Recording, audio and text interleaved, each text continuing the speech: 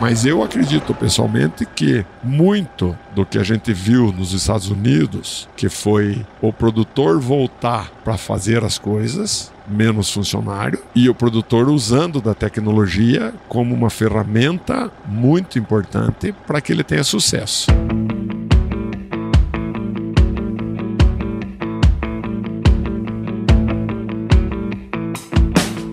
E aí, pessoa! Seja muito bem-vindo, muito bem-vinda ao podcast Raízes do Agro, uma parceria entre o AgroResenha e o Grupo Piscin, que tem como objetivo perpetuar os valores das famílias no campo e o respeito pela terra. E nesse episódio nós vamos falar com Agassiz Linhares Neto, que é engenheiro agrônomo, tal como o pai aqui também é engenheiro agrônomo, e produtor rural aqui na região de Cascavel. Agassiz, muito obrigado por estar aqui com a gente, seja super bem-vindo ao Raízes do Agro. É um prazer estar aqui contigo, Paulo, porque da forma que a gente possa mostrar um pouquinho da nossa vida e do que a gente acredita no agro e o que a gente faz no agro. É isso aí. E já vamos agradecer de antemão, né? A Cirlei acabou de sair daqui. A Cirlei foi quem nos indicou, né, o senhor por estar aqui, e agradecer, obviamente, o senhor, né, por estar aqui prestigiando e tal, né?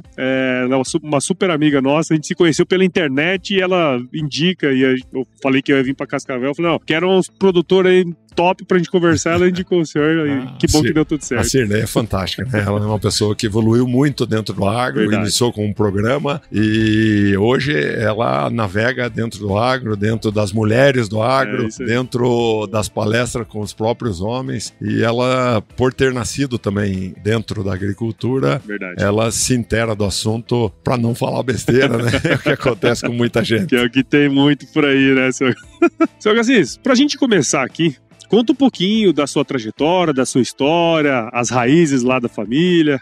Como você falou, eu sou agrônomo, né? E eu, quando decidi fazer agronomia, muita gente até estranhou, porque a minha família não fazia parte do agro, né? Minha família era família de comerciante e tudo, morava em Ponta Grossa, nasci em Ponta Grossa. E daí resolvi entrar para agronomia. Dentro da agronomia, fui muito eclético em muitas coisas, passei, se a gente for contar tudo que eu fiz, vai uns 3 programas, mais ou menos. Mas eu já na faculdade fiz muitos estágios, depois trabalhei logo que me formei em multinacional, na Dupont, logo que saí da multinacional fui para uma revenda de defensivos, comecei a agricultura em 93 e mesmo lá de 93 para cá, fazendo agricultura e entrei na pecuária nos anos 2000, eu mexi com muitas coisas, né? Tive programa de pesquisa, consegui montar um banco genético de soja, um banco genético de milho, agreguei alguns sócios que são pessoas fantásticas, o Fernando, o Dr. Luiz Ricardo, o Luiz Fac, e há uns 8, 9 anos atrás nós vendemos o nosso banco genético de soja para a Bayer.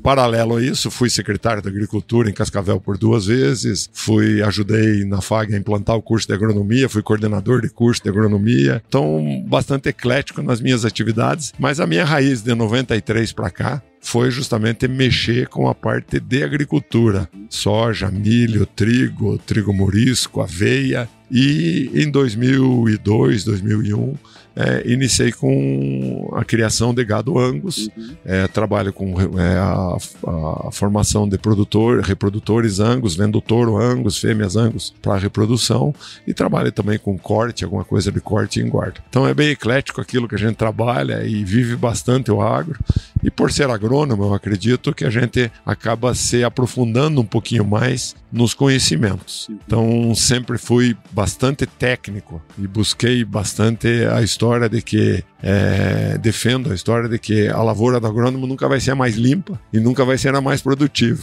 mas talvez seja o que a gente busca, seja mais rentável. Mais rentável. E esse é um ponto que a gente sempre conversa, né? Que muitas vezes a gente está na busca enorme pela produtividade, mas muitas vezes ela não é viável, né? E você pega momentos como nós estamos vivendo agora, de queda de commodity, alta dos custos que teve no ano passado, uma série de coisas que vão acontecendo. Se a gente não ficar de olho em todo esse sistema, a gente às vezes fica míope, né? Olhando para uma coisa só, né? Exatamente. Então, até hoje, na feira mesmo, a gente vinha conversando de manhã com algumas pessoas no caminho de vir aqui para o stand da Piscin. E eu tenho dito para os fornecedores, né? O pepino está na mão deles hoje, porque o produtor rural, infelizmente, não manda no preço do seu produto. Tá? Então a gente produz soja, produz milho, ou produz touro, ou produz boi, e a gente não manda no preço que vai vender. A única coisa que a gente consegue trabalhar, e é o que deve trabalhar, é a eficiência na produção e a diminuição de custo. Então a pressão nossa hoje em cima dos fornecedores vai ser muito maior. Então nós precisamos que o fertilizante baixe de custo. Então se nós tivermos um fertilizante há 3 lavouras atrás, R$5.000 mais ou menos a tonelada, na lavoura de milho passado, 3.500, na lavoura de soja, 2.200, 2.300, esse ano os formuladores de fertilizante, as empresas de fertilizantes, vão ter que baixar de R$2.000 para nós comprarmos o fertilizante para a próxima safra. Porque nós temos que fazer e ele tem que custar em torno de 18 a 20 sacas de soja por alqueire, o fertilizante. Então, a tonelada. Então, a tonelada vai ter que custar 18 a 20. 18 dá 1.800. 20 dá 2.000. Então, o fornecedor vai ter que mexer nos seus preços para que se torne viável uma próxima lavoura. Se ele não fizer isso, nós vamos ter que talvez plantar com menos fertilizante. Vamos ter que usar da poupança nossa, que está lá no solo dos anos que a gente fez uma adubação grande, e baixar. O produtor tem que pensar nisso. E é isso que a gente vem dizendo hoje para o produtor. Aquele produtor que se endividou muito nos últimos anos vai ter que segurar de toda forma, né? Aquele que já teve um cuidado já por causa desses 2, 3 anos, já vem numa situação melhor de controle de seus custos. E, seu Garcês, pra gente voltar um pouquinho lá atrás, né? Imagina assim que essa decisão do senhor ter ido partido para agronomia, mesmo sem ter uma raiz no campo mesmo, de onde que veio essa vontade ou esse negócio de que, não, vou fazer agronomia, quero ser produtor depois? Como é que surgiu essa vontade? Eu acho que um pouco antes da faculdade, 2, 3 anos da faculdade, eu tenho um cunhado que era engenheiro civil que entrou na agricultura. E a gente visitava bastante ele, e naqueles momentos, aqueles 2, 3 anos antes da faculdade, a gente viu muito contato com a tecnologia. Esse meu cunhado sempre foi uma pessoa ligada à tecnologia, trazia pessoas de fora do Brasil para ajustar a lavoura dele. É de uma região lá de Ponta Grossa onde já tinha o histórico da Fundação ABC, já com pesquisa e com tudo, e aquilo me encantou poder ver uma lavoura, entrar no meio da lavoura, deitar no meio da lavoura, ver as pessoas falando da forma de trabalhar um plantio direto, fazer a parte de biologia do solo e mexer. E isso me encantou. Então acredito que foi por isso que eu entrei na agronomia. E daí a agronomia, como você é agrônomo sabe muito bem, ela é muito vasta, né? Ela tem um campo muito grande, né? Então muitas vezes a gente diz assim, o agrônomo conhece da agricultura. Na verdade, o agrônomo é um engenheiro, o agrônomo é um engenheiro eletricista, o agrônomo trabalha com a parte de desenvolvimento, é projetista, tem que trabalhar com pessoas. Eu sempre brinquei que o maior defeito dos cursos de agronomia hoje é ter pouca parte administrativa. Então a gente sai como agrônomo, conhece um pouco de tudo, mas da administração conhece muito pouco. Isso até eu fez com que, quando eu mexi no projeto pedagógico da criação do curso de agronomia aqui em Cascavel, eu aumentasse a carga horária nessa parte administrativa e mexesse um pouquinho na parte administrativa. Porque o agrônomo, acima de tudo, tem que trabalhar na administração. Sim. Todos têm. Então, eu diria que o ensino deveria dar uma atenção especial para a parte de administração em todas as profissões, porque nós temos que administrar a nossa vida, nosso negócio, da mesma forma que eu tenho que administrar a produtividade da minha lavoura. Então, foi isso que eu acho que lá atrás me chamou a atenção, vendo esse meu cunhado fazendo uma administração com excelência dentro do início da agricultura. E é interessante mesmo o senhor ter falado isso aí. Agora eu estava pensando aqui nas disciplinas que eu tive, né? Eu gostava muito da área de gestão, mas por quê? Eu trabalhava na fazenda da escola, e na fazenda da escola, por ser a fazenda da escola, tinha todos os controles zootécnicos. Então a gente, como aluno, tinha que fazer o abastecimento dos dados, analisar aquelas informações,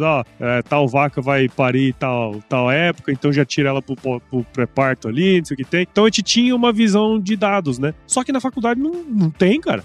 Se você quiser fazer alguma coisa mais aprofundada, você tem que fazer disciplinas específicas, técnicas, né? Puxar coisas que você não tem, não é para nós não é intuitivo isso aí, né? E, pô, saber que tem gente pensando nisso é muito legal, sabe? Porque é uma coisa que falta muito. Né? Eu acho que é justamente isso.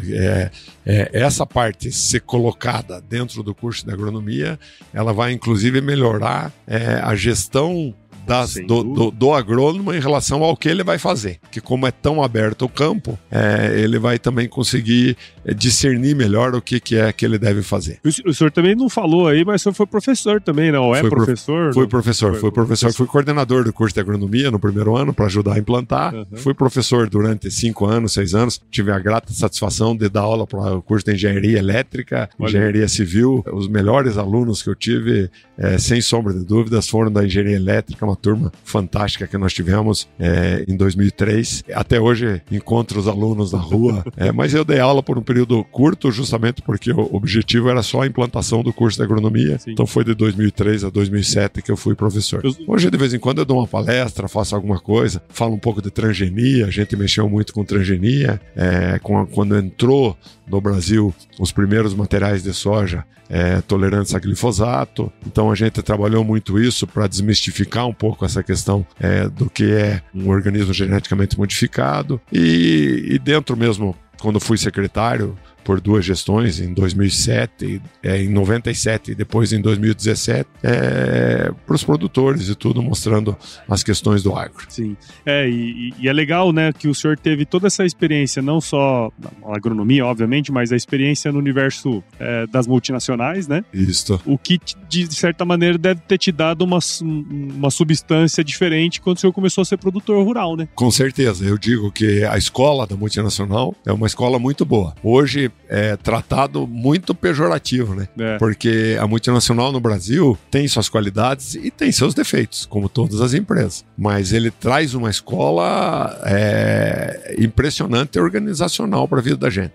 Então, cursos que ela proporciona, aquilo que faz. Hoje, na propriedade, nós mexemos muito com essa parte de formação. Então, nós aproveitamos dos cursos do Senar, que tem uma gama muito grande de cursos, e a gente vai tentando mexer com a formação dos nossos funcionários, tanto na qualificação técnica quanto na qualificação pessoal, como mexer com qualidade de vida, com os cursos de qualidade, para que ele possa gerir melhor a sua família e poder trabalhar mais contente em relação com aquilo que está acontecendo dentro do seu seio familiar. Com ele fazendo isso, daí a parte técnica facilita. Então, a formação numa área de defensivos, a formação numa área de maquinário, como operar um maquinário e tudo, entrar com as novas tecnologias, né? Isso faz com que esses cursos tenham, vamos dizer assim, uma ferramenta muito grande, e essa ferramenta eu acredito que veio da cabeça nossa de ter trabalhado em multinacional. Ah, não tem dúvida, não tem dúvida.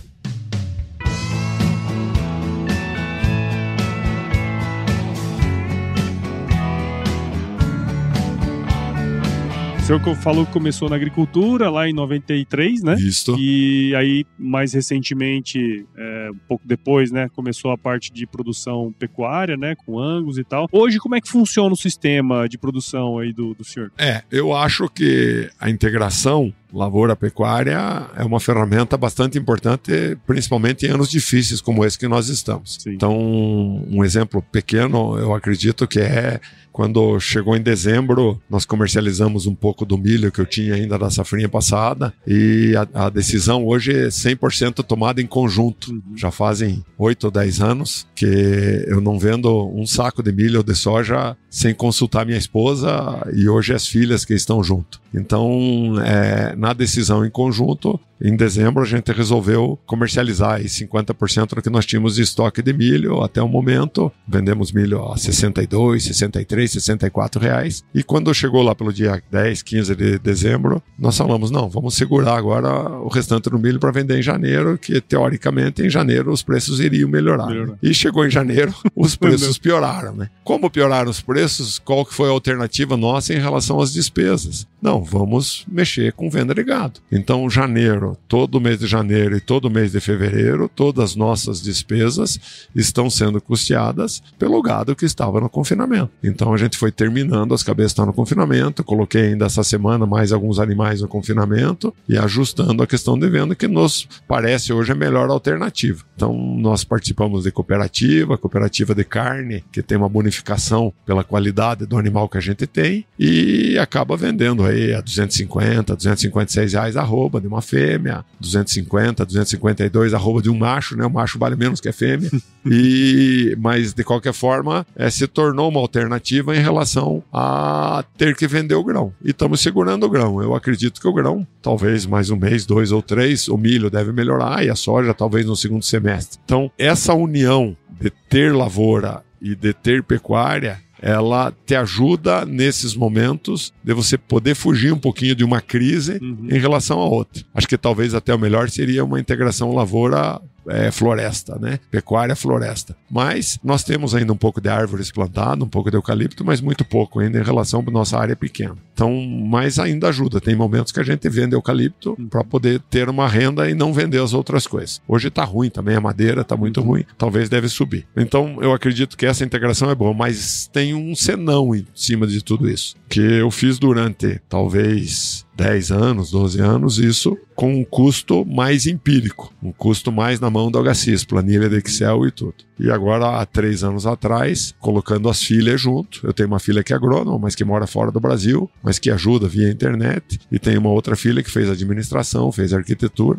que ajuda nessa parte administrativa, inclusive mexendo com software, mudando software e tudo, e aonde a gente consegue hoje saber exatamente separado quanto custa a pecuária, quanto custa o soja, quanto custa o milho, tá? Individual, quanto custa o armazém. Então tem um pequeno armazém antigo, trabalhei com semente um período, depois parei de trabalhar com sementes, tendo esses custos separados, porque não justifica você ter uma atividade que dê prejuízo. Então isso eu falo há muito tempo, quando vou nos lugares, que quando nós fizemos, por exemplo, o curso do Senar lá, de gestão, né, eu com a minha esposa junto, a gente viu tanto que a avicultura dá prejuízo, ou que suinocultura tem momentos que dão prejuízo, ou que tem leite que tem momentos que dão prejuízo, e que o produtor fica insistindo, né? Então, eu acho que esse custo tem que estar muito na mão, porque as margens diminuíram demais, e aquela atividade tua que não dê lucro, você tem que começar a tentar enxergar o futuro um pouquinho para frente, para ver se vale a pena manter ela ou não manter. Então, isso eu acho que é muito importante do produtor. Se a gente pegar Cascavel na década de 70, que iniciou a agricultura aqui, 69, 68, abertos as primeiras propriedades aqui, os pioneiros daqui, meu sogro foi um dos pioneiros. Naquela época, colhia-se 70, 80 sacas de soja e tinha talvez 90% de lucro, né? Não 90%, mas que seja 50% de lucro daquilo que se produzia. E aí justificava a gente querer aumentar a produtividade. Qualquer coisa, Então, daí, qualquer coisa que fazia, mesmo um erro, ainda traduzia no lucro. Isso foi mexendo, mudando, a década de 80 mudou, a década de 90 mais. Então, quando eu comecei o meu programa de melhoramento de soja, cruzando soja, principalmente pela questão da entrada do transgênico e a proibição do transgênico, a Embrapa reticente a entrar com os transgênicos, e a gente vendo que no campo, os materiais que vinham da Argentina, que é a Embrapa, que é a Codetec aqui de Cascavel, os pesquisadores diziam, isso vai ser um tiro no pé, esses materiais vão trazer doença, esses materiais vão acabar com a agricultura do Brasil. Só que naquele momento, a gente plantava para produzir em torno de 40 sacos por hectare, 130 que a gente chama por alqueire, 125, 130 sacas por alqueire. Então, quando você fazia um planejamento de plantio em 93, 94, 95, até 98, 99, antes de entrar os transgênicos, você pensava nisso, 130 sacos por alqueire. Daí quando colhia 120. Colhia 110. Um ano muito bom, colhia os 130, 135. Logo que entrou esses materiais da Argentina, já subiu 20, 30 sacos a produtividade. Então, em 2000, quando eu fiz o primeiro cruzamento de soja, e a gente começou a trabalhar com a parte de genética, acreditando que a genética ia dar um pulo muito grande e que uma Embrapa e uma Codetec iam ficar para trás, e infelizmente ficaram, perderam o mercado. 70% do mercado de semente de soja do Brasil, em 2000, era da Embrapa. Em 99, era da Embrapa. 20% era da Codetec e 10% era da FT Sementes em Ponta Grossa. Então perfazia o total. Hoje a Embrapa deve ter 3% do mercado, 4%. A Codetec foi vendida, sumiu, e entrou quem? Entrou uma Brasmax Normar que veio da Argentina e implantou os cultivares de lá, né? Nós começamos a fazer, a gente usava, então eu sempre digo, usava o cheque, os cultivares, para a gente checar dentro daquilo que a gente estava produzindo, produzia 130, 140. Dali 10 anos, os cheques estavam produzindo 200 sacos, 210. E hoje, nenhum produtor na região oeste do Paraná faz um planejamento de plantio da sua lavoura pensando em produzir menos de 200. Produz 200? Não. Produz que nesse ano 160, 165, 180 ano passado, 185, algumas áreas 200 e algumas áreas no ano passado 250. 240, aqui, pertinho do Cascavel. Produtores corretos e sérios, que sabem que não é mentira, que produziu isso mesmo. Mas essa evolução de dobrar quase a produtividade de soja veio em decorrência de uma entrada de fora, de uma mentalidade de fora. Só que essa evolução no plantio não trouxe um aumento de renda, trouxe uma diminuição de renda. Então o produtor hoje, que não fizer conta, ele tem prejuízo. Então, a soja esse ano colhendo 165, vamos dizer, uma média talvez em Cascavel, 150, 160, 165, a R$135, 140, daria lucro. A R$100 dá prejuízo. E o produtor tem que ter essa consciência. Então, essa consciência do produtor, esse prejuízo do produtor, vai fazer com que o produtor cada vez mais busque diminuir o seu custo. E o fornecedor que vai ser prejudicado, que vai ter que buscar baixar o custo dele. É isso aí. E essa visão é super importante, né, Salgacis? Porque assim, de vez em quando a gente grava, eu gravo com o Antônio da Luz, que é lá do Rio Grande do Sul, né? E ele sempre fala isso é uma coisa muito importante. Ele fala assim, no passado a gente tinha uma situação que a escala fazia sentido. Quer dizer, eu aumentar de 120 sacas para 200 sacas fazia muito sentido, porque a gente tinha uma margem grande, né? Então, os ganhos de escala, necessariamente... O investimento você pagava facilmente. Hoje não, hoje você tem ganhos marginais. Quer dizer, se...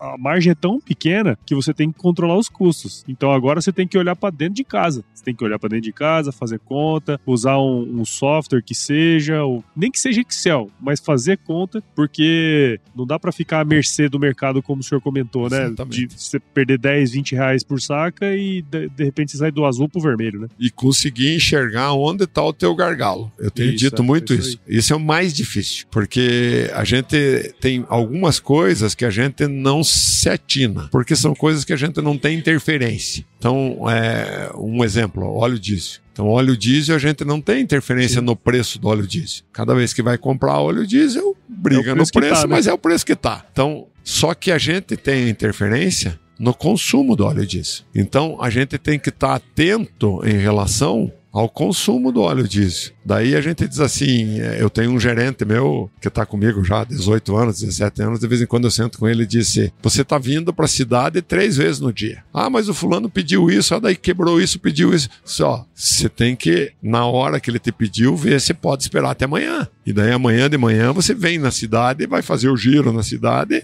para voltar com as coisas. Porque uma vinda e uma ida na cidade, 1, 2, 3 vezes, vai um tanque de combustível da caminhonete. E daí um tanque de combustível da caminhonete custa quanto? E daí isso acontecendo 10 vezes por mês, quanto representa no final da safra? É uma conta boba. Eu fui num dia de campo agora, há uns dias atrás, faz uns 2 anos. Eu sou muito de ficar atrás, de conhecer quando eu tenho uma novidade. Então, por exemplo, tem 2 coisas que eu posso dizer para você que eu estou estudando faz 3 anos. Uma coisa que eu resolvi comprar e estou implantando, que é a questão do drone, aplicação com drone. Mas fazem 3 anos que eu estou mexendo, até para ver a eficiência, para ver se você paga e tudo. A conta é muito atraente. A conta é uma coisa que, porque você diz assim, um pulverizador autopropelido, por menor que seja ele hoje, te custa R$2 milhões, né? Um drone te custa 200 mil, 250 mil, menos que 200 o drone, mas daí com os acessórios lá, tanque, gerador, não sei o que lá, 200 e poucos mil. Daí você pega a área. Quantos hectares ou quantos alqueires tem que fazer um drone para ele se pagar?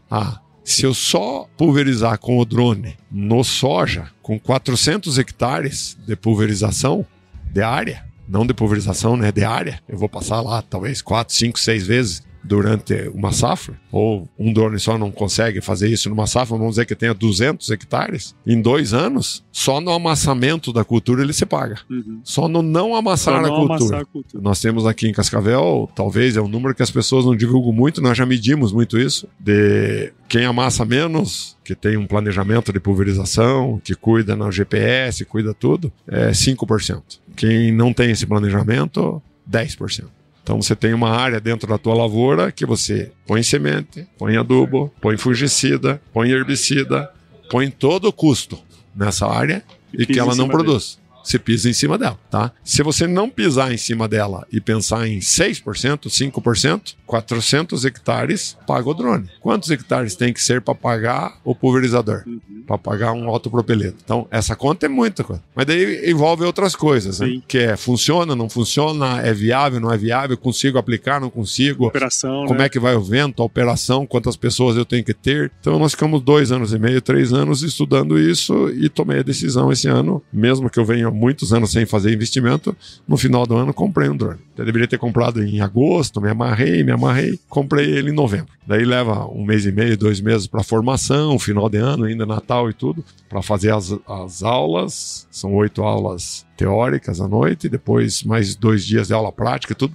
Terminei há 2 semanas, agora estou habilitado como piloto de drone. Nós fizemos em 3 na propriedade, piloto de drone. Então vamos começar a operar agora para conhecer um pouquinho mais da operação e tudo e operar. Mas tem algumas facilidades, tem coisas ruins, coisas boas, mas uma facilidade que eu digo, que eu acho que isso é bom desmistificar, que é ele faz quase tudo sozinho, desde que você coloca as informações no controle.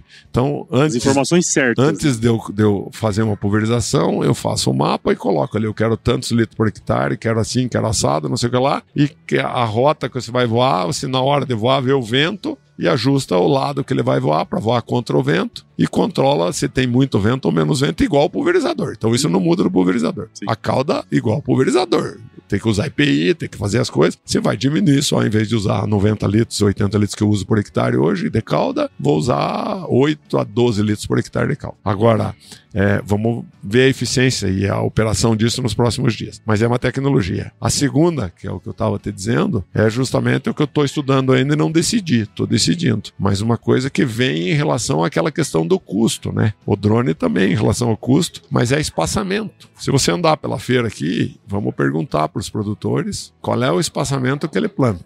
E daí a grande maioria vai dizer aqui para você 40, 45, 50, tá? Centímetros de espaçamento. Normalmente hoje, soja e milho, mesmo espaçamento para não mexer na plantadeira. Tá? Antigamente a gente mexia na plantadeira, hoje não, mesmo espaçamento soja e milho. Tá? Tem ensaios hoje mostrando que o melhor espaçamento na nossa região, vamos falar isso, né? É 70. É o 3º ano que estão colhendo esses ensaios com 40 cultivares, com 3 tipos de população e mostrando que com 70 a rua fica mais aberta, você tem que ter um controle melhor de mato, de erva, coisa, mas o controle de insetos é muito melhor e as folhas de baixo ficam até o final da cultura, por causa que o fungicida entra. Sim. E o peso de grão de baixo compensa, melhora a produtividade.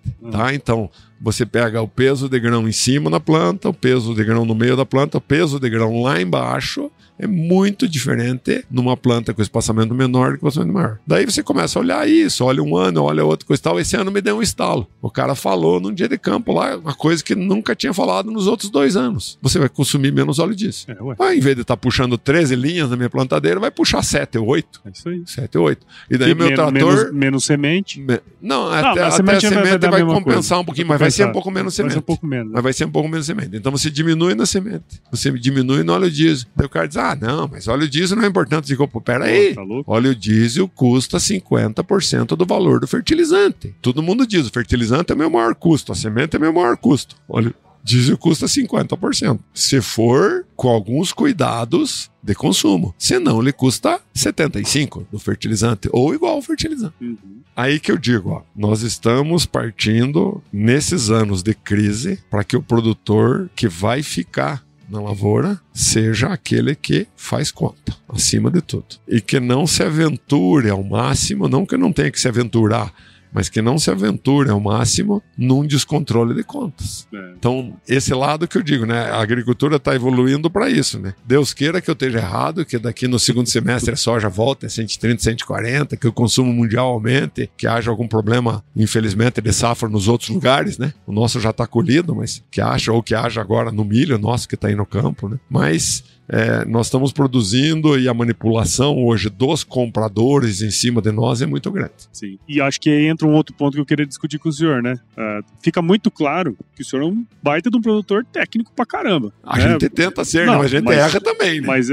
Mas faz parte do processo. Mas eu digo assim, hoje, uma coisa que a gente tem percebido, acho que até pra gente ir pros finalmente aqui, essa visão de futuro, né? Quer dizer, o senhor comentou e eu assino embaixo, acho que é isso aí mesmo. A gente precisa se controlar, tem que ter gestão, tem que ter tudo isso aí. Novas tecnologias. Pô, o senhor estudou 2, 3 anos aí, comprar um drone para fazer pulverização, quer dizer, tem coisa aí, né? Tem coisas na tecnologia que a gente pode utilizar nesse tem sistema. Que usar. Como que o senhor vê a adoção de tecnologia pelo produtor? Como que isso vai ajudar no futuro, sabe? Olhando o futuro agora. A tecnologia vai fazer com que o produtor possa sair da crise. Essa é a minha visão. Se você sair hoje, você escuta todo mundo dizer que tem problema de mão de obra. Tem, é verdade. Todo mundo em todas as áreas. Não é só na agricultura. Falta do pedreiro até o engenheiro agrônomo. Todo mundo tem problema de mão de obra, tá? Nós vamos para uma automação. Eu acho que nós temos um exemplo disso aqui, pertinho da Cascavel, que é o frigorífico de abate de suínos da Firmeza. Quando foi concebido o projeto, há 8, 10 anos atrás, para começar a trabalhar há 2 anos atrás, foi concebido 100% mão de obra. Eles abriram o frigorífico, tocaram os primeiros 6 meses e pararam a obra. Continuaram tocando o frigorífico, pararam a obra. Os sócios, donos das cooperativas, vieram sentar e disseram, ó, não tem mão de obra. Ia gerar 5 mil empregos, 10 mil empregos, não sei quanto. Não tem mão de obra para isso. O que nós vamos fazer com essa questão? Vamos automatizar. Mudou-se todo o projeto. Continuou com aquela parte funcionando. Atrasou 2 anos o projeto. Mudou-se todo o projeto. E está lá hoje funcionando com automação. Tá? Então, na agricultura, tem muitas coisas que são mais difíceis de serem automatizadas. Mas quando eu comecei a agricultura, em 93, eu plantava, eu colhia, eu puxava no caminhão, eu pulverizava, eu punha nitrogênio. Então, eu tinha um trator 65X, tinha um CBT 2105, tinha uma colheitadeira 1530, tinha um pulverizador de arrasto da A17 da Jacto, tá, e a gente fazia tudo com aquilo ali. E daí naquela época mesmo a gente olhava e dizia, pô, eu entrei em 93, em 94 eu comprei uma TC57, tá? Eu que já evoluí na tecnologia, digo que tem que evoluir. Hoje eu digo para você, tudo aquilo que tem dentro, meu funcionário está lá dentro do trator com ar-condicionado, com 10 monitores do lado dele, olhando piloto para plantar, sensor para ver se a semente está caindo, sensor para ver se o adubo está caindo. Não tenho ainda sensor de linha para ver se está caindo na profundidade certa, mas vamos dizer assim... É o processo, né? É o processo. O processo todo, você vai usando a tecnologia para a tecnologia te diminuir a mão de obra, tá? Ter menos impacto em relação dessa mão de obra. Você tem que fazer a conta, é lógico. Se hoje dá para pagar essa tecnologia ou se não dá, não adianta ser afoito e entrar todas as tecnologias sem fazer conta. Eu tenho recurso para pagar ou não, isso vai me suprir o funcionário ou não. Mas eu acredito pessoalmente que muito do que a gente viu nos Estados Unidos, que foi o produtor voltar para fazer as coisas, menos funcionário, e o produtor usando da tecnologia como uma ferramenta muito importante para que ele tenha sucesso. Sim. Sem tecnologia não vai ter sucesso. Não é possível você fazer hoje uma lavoura manual. Não é possível você fazer hoje uma cultura de hortaliça manual. Tá? Então o cara que produz morango hoje, ele tem que estar dentro de uma estufa. Ele tem que controlar a temperatura dessa estufa. Se ele não tiver um controlador de temperatura, ele não vai ter sucesso. Tá? Então é isso que eu digo, ó, as mínimas coisas com as mínimas tecnologias. E graças a Deus nós temos hoje muita tecnologia pronta, muita tecnologia com preço mais acessível. Em 2002 eu comprei um monitor de colheita. E hoje eu diria para você, é muito raro eu usar um monitor de colheita e não usaria de novo um monitor de colheita. Não compraria. Uma tecnologia que passou, que eu usei e que tem muitas dificuldades que são praticamente intransponíveis para um produtor. Então, talvez numa grande área, com uma estrutura de gente só para cuidar do monitor e coisa e tal. Então, monitor de colheita é uma tecnologia ruim, não. É boa, só que tem muita dificuldade no uso. Mas hoje eu comprei o drone de aplicação e estou muito bravo comigo de não ter comprado junto ou não ter comprado ainda o drone de imagem, tá? Para visualizar a minha lavoura melhor, para ver onde que eu estou errando na minha lavoura com as imagens. Então, é isso que eu digo, a gente gosta de tecnologia, eu sou muito seguro, não gosto de gastar, mas eu vejo assim, a tecnologia vai ser o que vai deixar o produtor continuar na propriedade. Sem tecnologia, não fica na propriedade. E isso vale para tudo que é produzido. Para gado, para lavoura, para hortaliça, para frutas, para tudo que é produzido. Dentro do curso de drone, uma das pessoas que estava lá, uma senhora assim bem simples, produz aqui em Santa Catarina banana. E daí todo mundo dava seu exemplo das coisas que precisava. Como é que funciona o drone nisso? Como é que funciona o drone naquilo? Como é que funciona não sei o que lá? E ela usava a banana. Né? A gente que não tem o contato, né? Começa a perceber, né? Diz, olha a dificuldade de aplicação hoje numa cultura de banana, aplicada no morro, numa cultura de café, lá no Espírito Santo, lá em Minas, em cima do morro, aquele troço. Como é que o cara faz uma aplicação?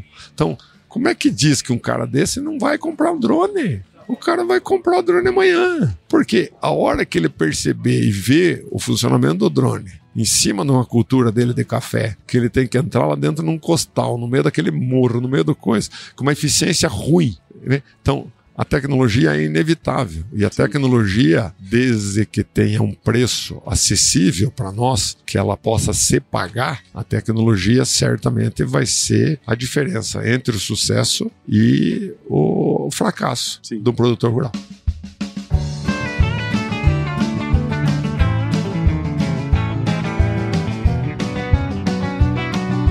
Senhor Garcês, poderíamos falar sobre isso por horas aqui, né? Passamos aí pela história do senhor, por toda essa caminhada, essa jornada, né? Eu compartilho 100% do que o senhor comentou em tudo aí, não só nas questões de gestão, mas também na parte de tecnologia. Eu vi um estudo há uns anos atrás que falava que, sei lá, não sei se 10 ou 20 anos, 1 a cada 2 produtores ia sair da atividade, sabe?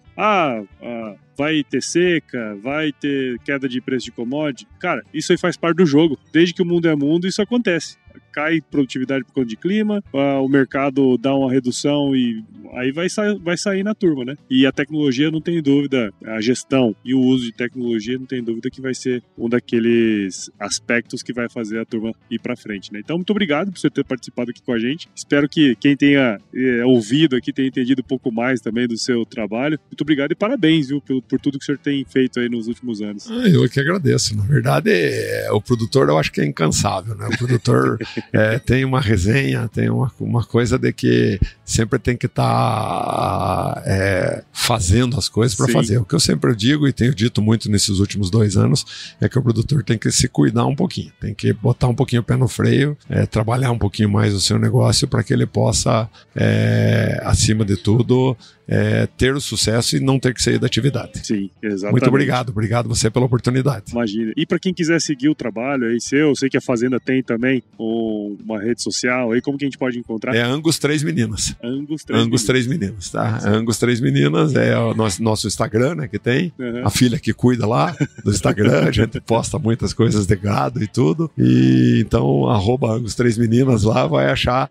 Nós aqui em Cascavel estamos fazendo as coisas, sabe que a gente mais velho é mais relapso em fazer conteúdo. Mas as filhas e tudo vão ajudando nessa parte para fazer conteúdo. É isso aí, muito bom. E para você que ouviu esse episódio até agora aqui, com o seu HCIS, tenho certeza que você viu valor nessa conversa, então considere compartilhar com alguém esse conteúdo, afinal o podcast ele cresce na medida que você participa junto com a gente. Então siga o podcast Raízes do Agro em seu agregador de podcast favorito e acompanhe também os episódios no Agro Resenha Podcast. Siga o Grupo Piscin nas redes sociais, basta procurar por @Grupo Piscin no Instagram, Facebook, LinkedIn e YouTube e visite o site do Grupo Piscin, www.piscin.com.br. Dá uma olhadinha no blog deles lá que eles mantêm no site e entre em contato para saber mais sobre as soluções e tecnologias voltadas para o campo. Só que assim, eu sempre termino meus episódios com uma frase de muita sabedoria, que é o seguinte: se chover não precisa molhar a horta não, tá bom? Bom demais.